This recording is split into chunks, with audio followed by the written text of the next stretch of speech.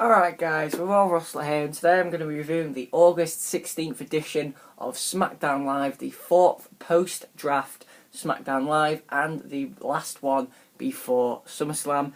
This was a go-home show, and in comparison to Raw's go-home show, this was a good show. This is what I want a go-home show for a pay-per-view to be. I want it to build excitement for the big matches, and I want it to have very, very decent segments that at least make the pay-per-view and the matches on that pay-per-view from the brand feel important. So let's get right into it with our first segment. We had Shane, Orton and Daniel Bryan backstage. Randy Orton was signing the contract for the Brock Lesnar match at SummerSlam.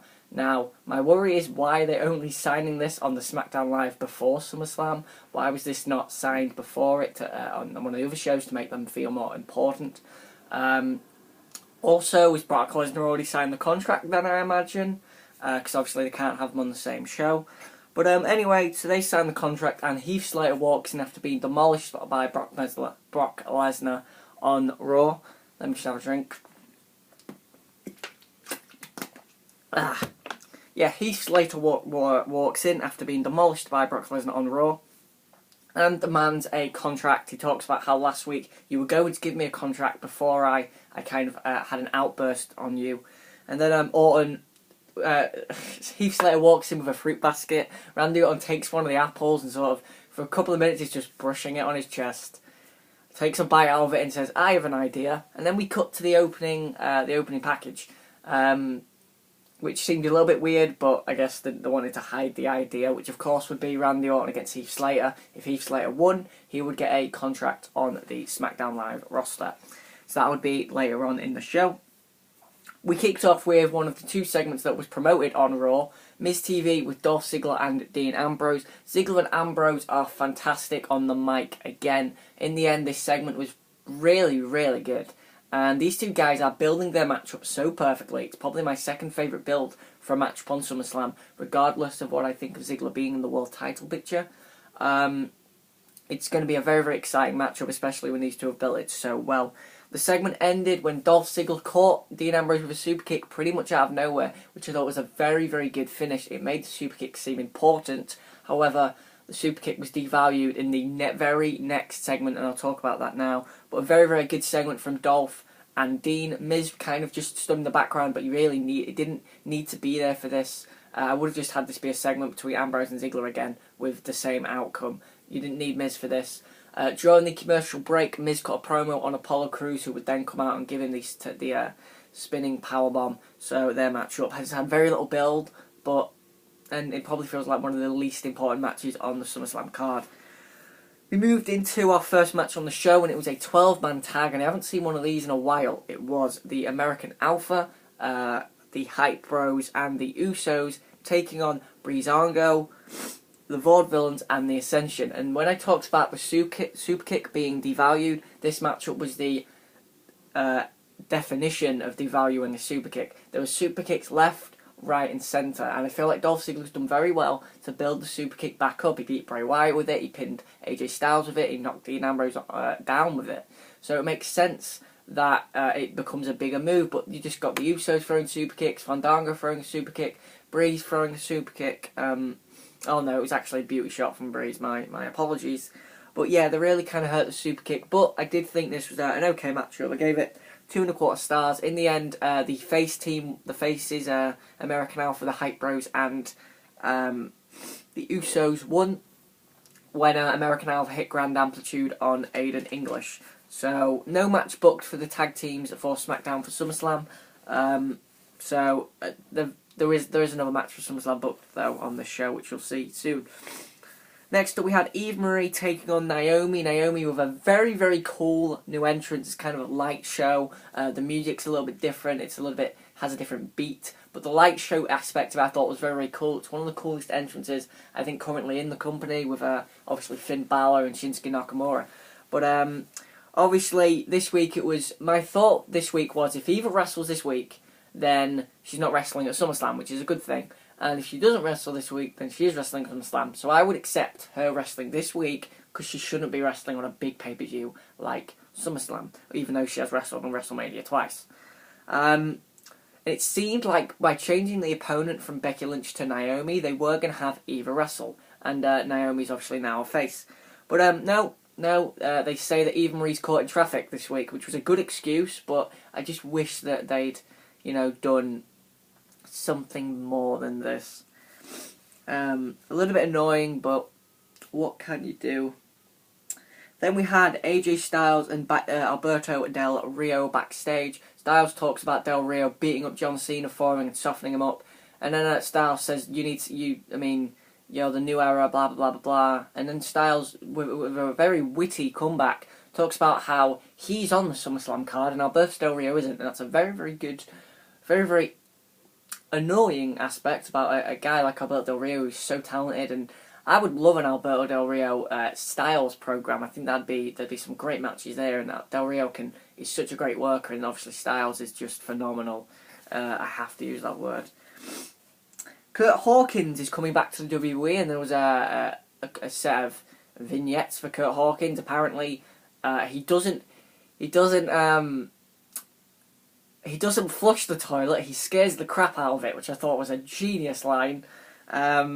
Yeah, Kurt Hawkins is returning, and this is basically kind of like Jinder Mahal, I imagine. At least Kurt Hawkins has some prestige, though. He's a former tag team champion with Zack Ryder. I enjoyed him as part of the Edgeheads, but honestly, it means very little that Kurt Hawkins is back. The TV was on, I had to turn it off. Randy Orton took on Heath Slater, of course, in the match that was booked earlier in the show, and Randy Orton lost by disqualification. He was striking Slater in the corner, and the referee counted to 5, and he lost.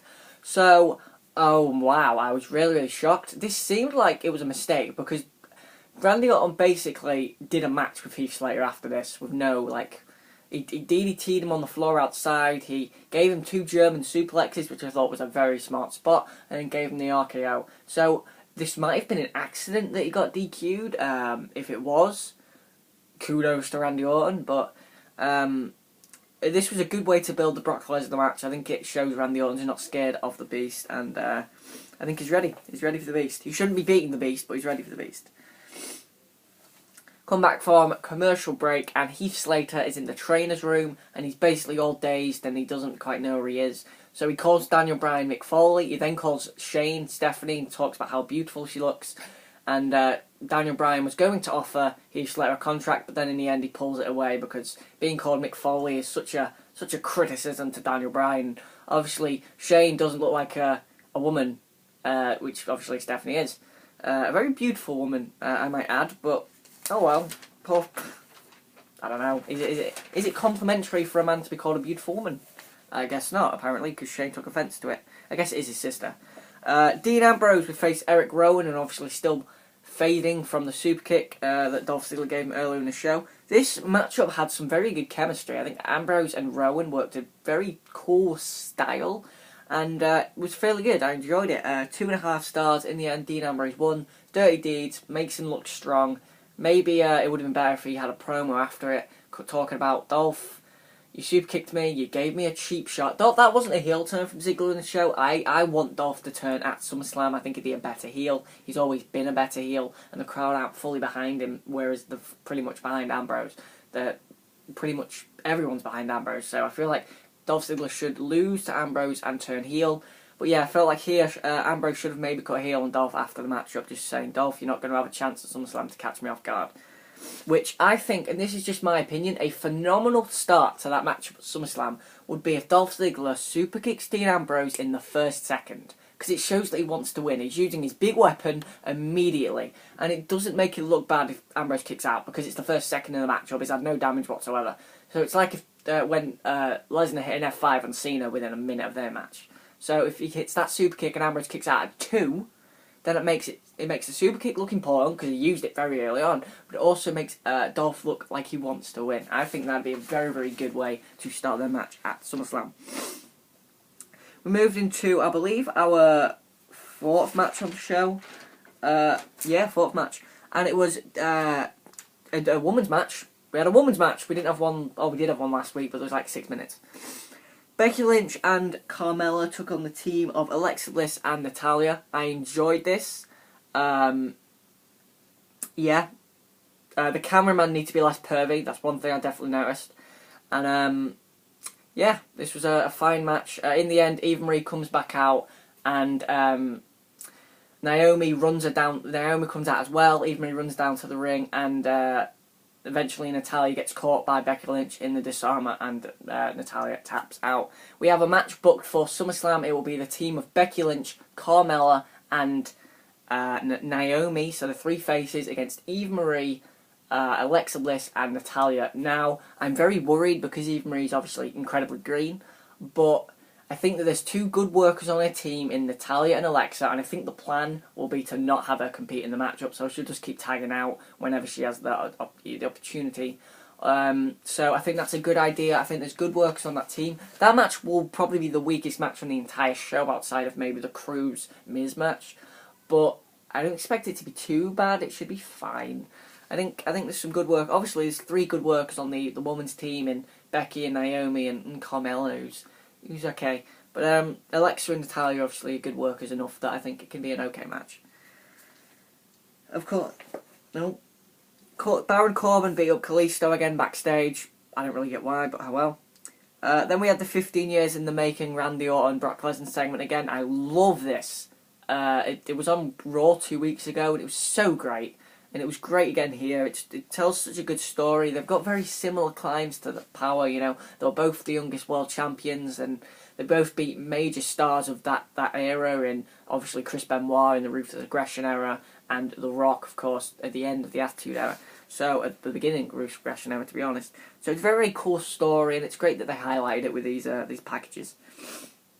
We had the 6-woman tag match announced, of course, as I've just said. Carmella, Becky Lynch, and Naomi against Eva Marie, Alexa Bliss, and Natalya. Then we had the main event, Alberto Del Rio against John Cena. This was the other segment that was promoted on Raw. This is a good matchup. Del Rio and Cena know how to work each other well. In the end, of course, John Cena wins with the AA on Alberto Del Rio. They teased an STF finish, but it's better that Del Rio gets pinned than submitted. After the matchup, AJ Styles would deliver a phenomenal forearm, go for the Styles Clash, but get caught with an AA from John Cena. Styles was fantastic on commentary as usual, and yeah, that match was built very, very well. John Cena AA'd Styles through the announce table for some bigger build to that matchup. Good way to end the show at 3 stars. And that is Smackdown Live. I would say this was a much better show than Raw. I give it probably a 7 out of 10. It was a good show, and I enjoyed it quite a bit. I do just want to talk about a couple of things. Obviously, the G1 has finished now, and the Hiroki Goto match against Kenny Omega, which was the final, was a great matchup. I've watched it. And obviously, the Naito matchup with Omega was great as well. Well, phenomenal, really. But yeah, I guess that's thanks for watching, guys. It has been Raw Slot. I'll be back tomorrow late with my Cruiserweight Classic and NXT review. I've got to go pick up my exam results, which is going to be fun. I'll be back on Saturday with my SummerSlam predictions. I'll be back on Sunday with my NXT Brooklyn review. I'll be back on Monday again late with my SummerSlam review. Thanks for watching, guys. It has been Raw Slot. Tell me your thoughts. What did you think of this Smackdown Live? What did you think to the main event between Cena and Del Rio? Do you think Eva Marie can hack being on the main roster and can put in a good performance in the 6-women's tag? And what do you think to the build for the Ziggler-Ambrose matchup? What has been your favourite build for a match at SummerSlam? Thanks for watching, guys. This has been Raw Slot. Like, comment and subscribe for more.